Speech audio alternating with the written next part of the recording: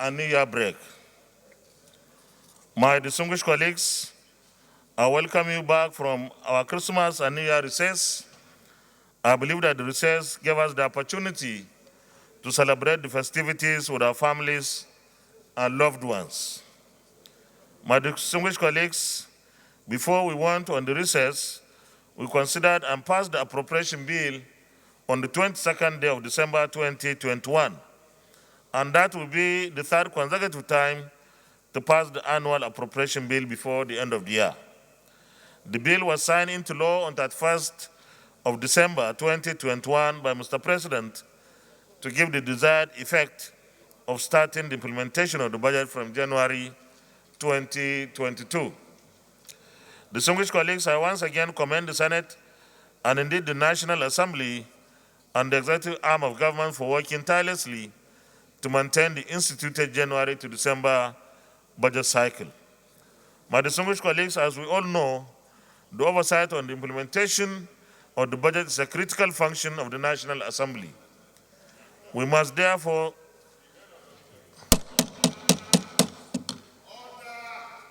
strategize on effective oversight of the implementation of the 2022 budget. This is going to be the last budget that will be fully implemented for 12 months in the life of the Ninth Senate. We therefore need to supervise very closely. My distinguished colleagues, funding of the 2022 budget is predicated on significant borrowing. Our country is caught between the devil and the deep blue sea.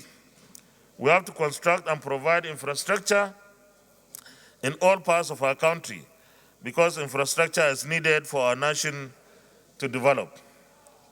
However, we do not generate enough revenues to fund the provision of such infrastructure.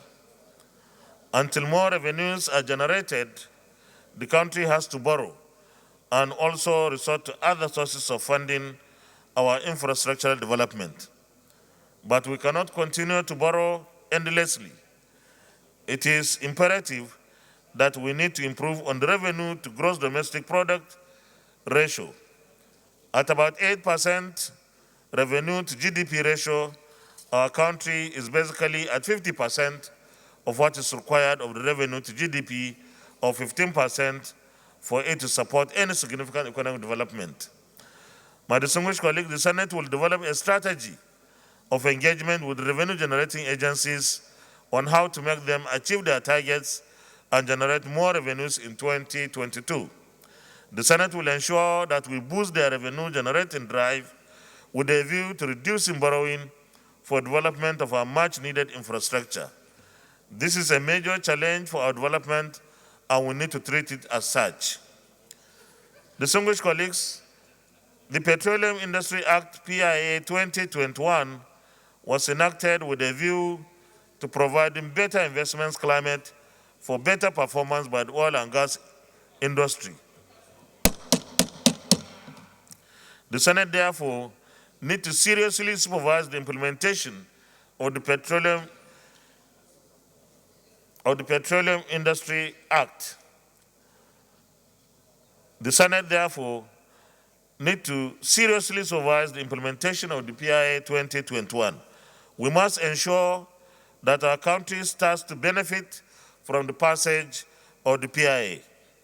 Distinguished colleagues, the Senate postponed discussions on the consideration of response of Mr. President on the Electoral Act 2010 Amendment Bill to enable us to consult with our counterparts in the House of Representatives and also consult our constituents. Like we all know, the Senate and indeed the National Assembly worked so hard on the bill.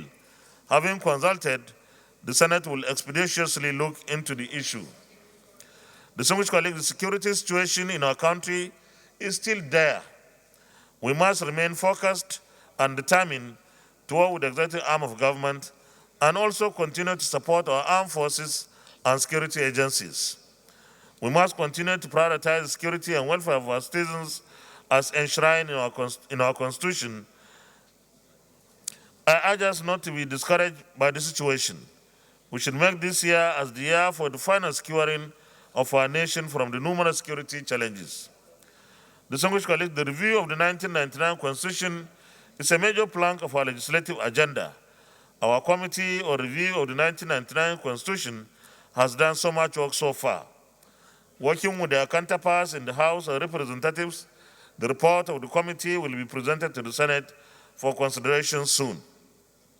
The Senate will consider the report and the National Assembly will communicate to the State House of Assembly within the first quarter of this year. Distinguished colleagues, political activities leading to 2023 general elections have already started. This Senate should continue to provide the support that the Independent National Electoral Commission needs for successful elections across the country. Distinguished colleagues, most of our colleagues will be running for various political offices in 2023.